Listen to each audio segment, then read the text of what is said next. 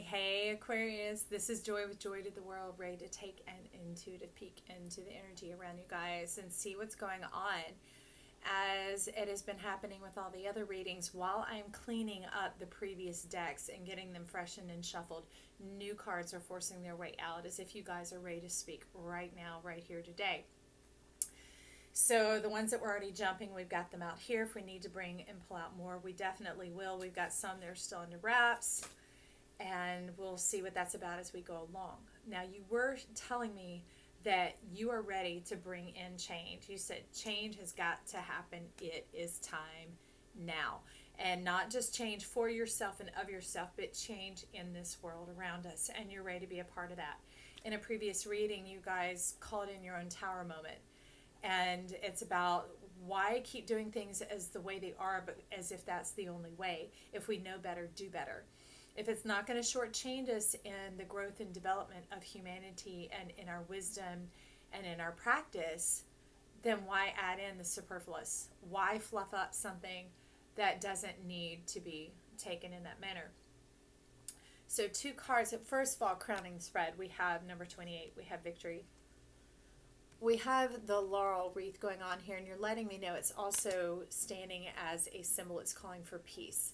It's calling for unification, and you've been imagining and meditating on this and believing for it, but you're ready to take some decisive action. And these two, they came out together, but there's a card that's going to let us know how to bring this about. So you have the death card, and here you have the sun. So we've got the old ways and we've got the new child. Like, children only know what they're taught, right? And so wanting to refresh our mind, wanting to get fresh new beginnings, spiritual guidance, fertility, fruitfulness, that type of thing. It's like, what do we want to grow? What do we want to take care of? In the death here, this one is really like satisfaction. It's a happy death. It's ready to go. It's good to be here. It's like kind of like how people get about spring cleaning. It's an uplifting experience. It's kind of like wind under your wings. You're like, I'm ready to forge ahead and to dig through this and see how I can make my life fresh and new. Getting rid of the old so that you can wake up and shake up the new. And here I'm seeing old, outmoded thinking, old ways of being, the limits of time, constraints, those sort of things. It's like, do away with that. You're saying we're so intelligent, we're sharp of mind. We don't have to be prisoners of the old day or the old way. All right. So we're going to step off to the side of this one first to see a little bit more what that is about. All right. So we got the Chariot. You're calling in hot and heavy. You're bringing in fast. And I see you're at the helm. You definitely have control of the situation, how you're bringing it in. And you're taking aim. You know exactly what you're aiming for and what you're desiring to accomplish. It is birthed in you. It came with you into this lifetime. It's what you're about. And it may be different than something that you've been doing up till now, but it's like ready, set, activate. Because you're telling me the red rope of destiny has control of this, as opposed to the red thread. You're calling it the red rope. And so maybe you have heavier work to do. You've got more to take care of in that sense. Like a peak experience is what you're letting us know here. We're going to check in a little bit more outside that Chariot. We've got the Emperor. Okay, you've devised a plan. You devised the plan. You've got things in order, and you're good to go, is what you're telling me. And what they're telling me is you're good to go. Something you've dreamed about. I see clear cosmic influence going on here. It's something that you've carried with you for a long time, like your entire being. You just know this. You know what it's about. It has to do with hospitality. It has to do with the hospitality industry. It has to do with making people feel welcome and loved. But it's also, it keeps saying divine order, divine order. So just a little note there. Divine order in the awakening of this passion. Okay? So, all right, they're saying come at it a little softly. Don't just be like greeting people that are like, hello, it'll be a bit much. They say, what is it? Tread softly, but carry a big stick. Come in genteel. Come in soft-spoken, but with the radiance and the enthusiasm, the passion to drive it and carry it forward. Keep looking up. All right? So here next to the sun, next to the child, the new beginnings, the spiritual incoming, the radiance, which to me the sun is also, it is a star as well. So it's like a side step. It's a reflection of Aquarius. You want to see your own reflection. Y'all some tricky sums bitches, okay? Because you're calling in a relationship here. How'd you do that? You slipped that in under my radar, sneaky Pete's. Uh-huh. That's funny. I'm laughing at myself. That's so good, y'all. Master mental craftsman. I can definitely tell you that. I love it. I've got strong Aquarium placements. My Jupiter and Venus, I think, are 2 degrees apart in Aquarius. So here with the sun, you're like, we bringing it all in. The whole new world. Look at that. It's a whole new world. But you know what? I think it's a good thing that you're doing this. That you're doing this because a lot of people with really strong Aquarian placements tend to put relationship connection on the back burner because it can seem frivolous. It can seem to detract or take away from the central importance. And it has been for a time. But that victory card, I remember, was hearkening to unity and peace. And it was like it's speaking, it's breathing life over Aquarius. It's breathing it over there. It's softening that that contrast of the self. Like contrast is kind of like the edge of this card where the dark meets the light. The two going on, it makes a strong edge. It makes it very polarizing, very clear cut in a sense. But our Emperor, remember, was telling us to soften it down a bit, to allow things to come in. I mean, look at all this unctuousness. Just take a gander at that. Look at how much is going on. And this is a very cosmic Aquarian type world. Well, this is the cosmic tarot. It makes perfect sense. It has hints of the star going on. It has hints of the magician.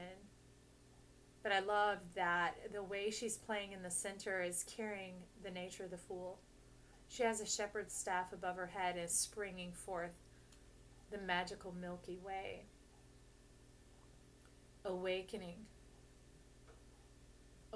this new beginning. Okay. And then next to that, we have the Ace of Pentacles. It's coming. It's real. It's here on earth now as it is in heaven. It is 4D. You know, no longer separate. That victory card, the union, the peace, no longer having to have things on earth, the tangible things like turn out where you don't really see eye to eye, or there's a struggle or the push-pull, or one's being played or one's kind of manipulating, that type of thing in relationship. That's why you're like, ain't nobody got time for that. And you're like, step off. We're bringing in a new day in a new way. But it also wasn't totally relegated to the outer sphere of like what some call the 5D, where it's in astral travel or in lucid dreaming or divine connecting up here in the mind and the imagination, of cultivating dreams, of manifesting, that type of thing. This Ace of Pentacles is the bomb.com. That's what they're saying. I love it. They say it's lit.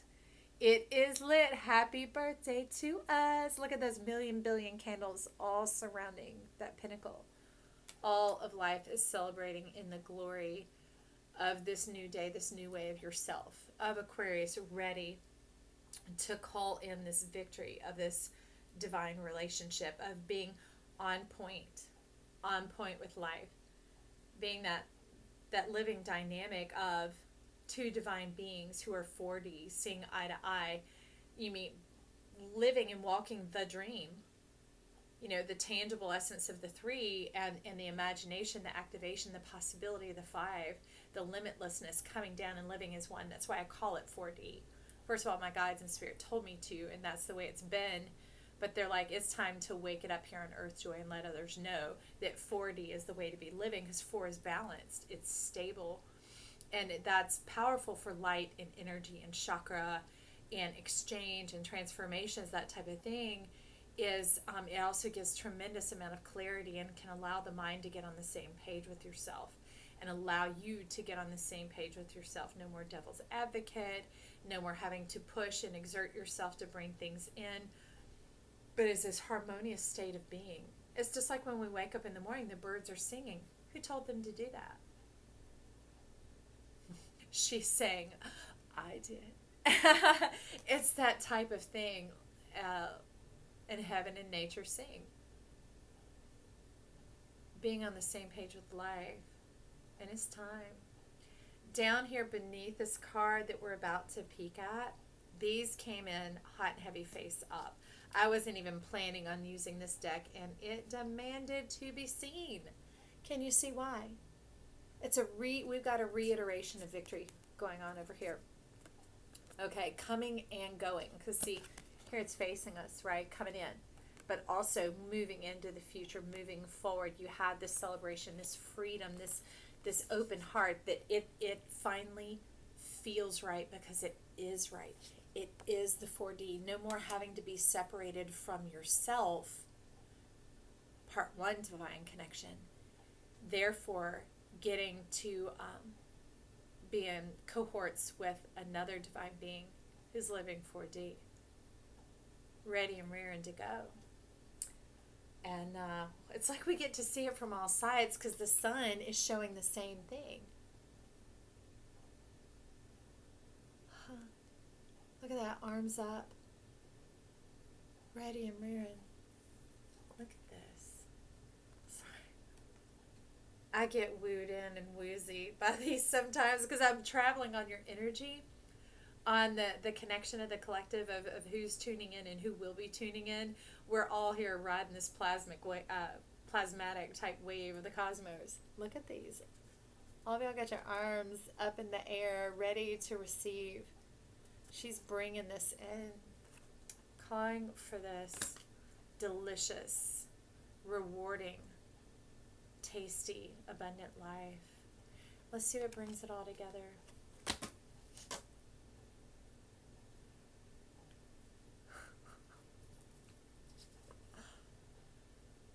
Ta-da! Can you see?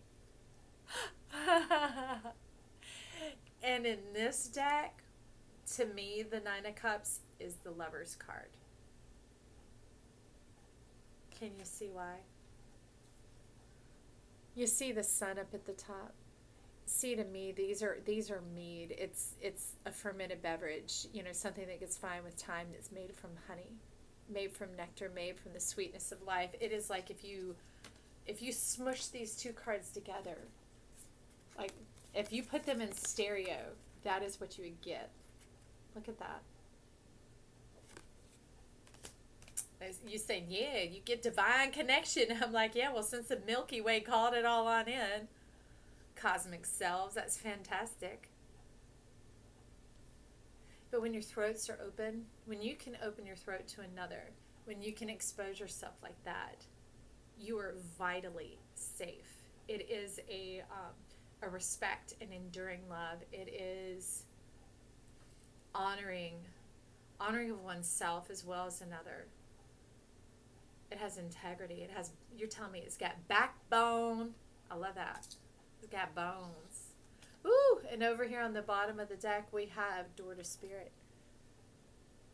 It's opening up a whole new world. It's opening up a whole new world. Okay. So right here, we've got number 7, Epoch. Pause in your journey. Number 21, Opulence. It's time to lead.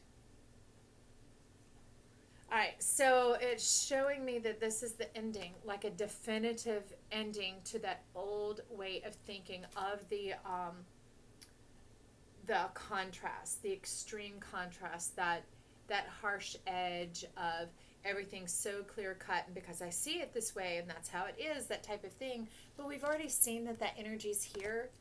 It is just, my cards often come out as magic and medicine, meaning it's being accomplished as it's being shown. It's being activated and deactivated here as we see them. So it had to come out. It had to come out to express that, leaving behind this old way and stepping into this. Can you see this is basically the bust, the head, and look here, haven't lost your head. Let's see, how would we do that? So it's kind of like this. This is the new you going forward in all your glory, all that golden crown. And I saw that in one of the other readings. Who was it? Was it Sagittarius? I think it was Sagittarius, where the gold was coming into the crown to restore. Like life says, let us drip our blessings down on you, the opulence, that 9 of Cups, the mead, the honey, all the things that you didn't even work for, that you didn't even know that you couldn't. You can't even produce your own honey. Do you know what I mean? It relies on life, that creation. It's bigger than yourself. Well, they're saying it's outside of yourself. So let the outside in. Oh, ha! I'm hearing the Flintstones, Pebbles and Bam Bam with this card. That's hilarious. Let the sun shine. Sorry, I'm singing it like then. Shine in. Take it with a grin. Something like winners never lose and losers never win. So let the sun shine in. And that's why there had to be the doing away, the clear cutting, like death is coming in here. All right. And it's just, taking the Sith and cleansing that off and putting on the new head, the new thinking. Okay. And quick flick order is this order. It is this divine head again. Look. See that? Coming on in. That's your success and victory. Everything has rhyme or reason.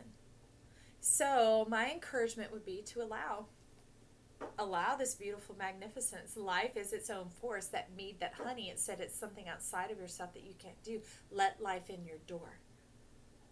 But I don't have to encourage you or push it, because you shook this up. You shook the whole earth, the whole planet. And you're like, here's what we're ready for. Here's what we're bringing in. Make way for the Milky Way. That's what she was saying over here. See, you see her hands.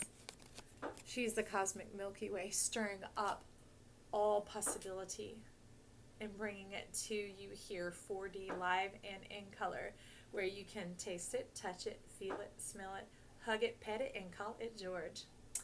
All right, that's Bugs Bunny, if y'all are wondering. So let's see. There we go. Any more?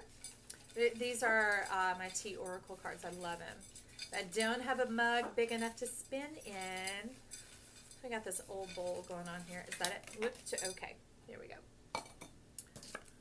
So we've got the crib, birth or conception of a child or enterprise, and in this case, anything new. It's for some of you, it is like the birth of the child, but you were talking about new day, new way with the sun coming in here. So I'm going to lay that right there with the child.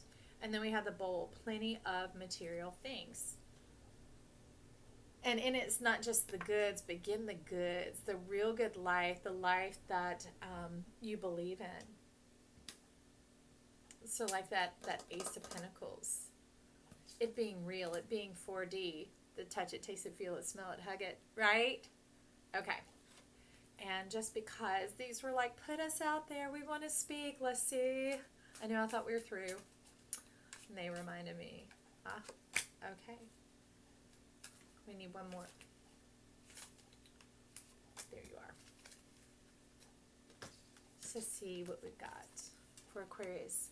We've got number 9, the rose garden, and 33, the weaving of flowers.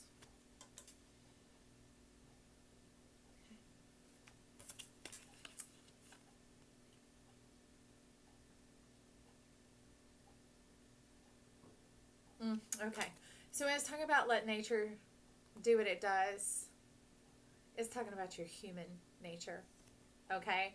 So since y'all, well, me too, I'm Aquarius in a lot of facets. We're working this energy and creating it to come on out. It's saying, listen to yourself. It says we're letting ourselves know that it's our human nature that we need to allow to get to work here. We need to let our human nature come on in. Our desires, our earthly desires for that partnership, that connection. This really is hearkening to a singular partnership called a relationship, right?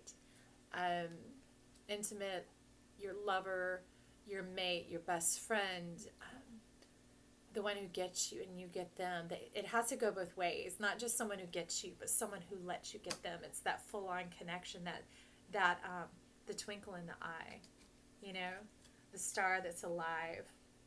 And you hold that power in your hands. You know you're magnetic and attractive because you know you're incredibly different. And we all are. But Aquarius tends to carry this nuance of outward differentness. It can be seen, and for those who have eyes to see, kind of like the movie The Labyrinth. You can see the opening into the labyrinth for those who have that kind of eye. So those who can see you, let them see you. Let them gaze upon your beauty, okay? Look at her. Look at this person. Look at you. All right? You're magnificent. I hear when my son was little, you say, all am. You're all am. You're in every stage all at once. Kind of like what came first, the chicken or egg. I always say both. The acorn or the oak, both. They're contained each within itself. So what came in you? Both.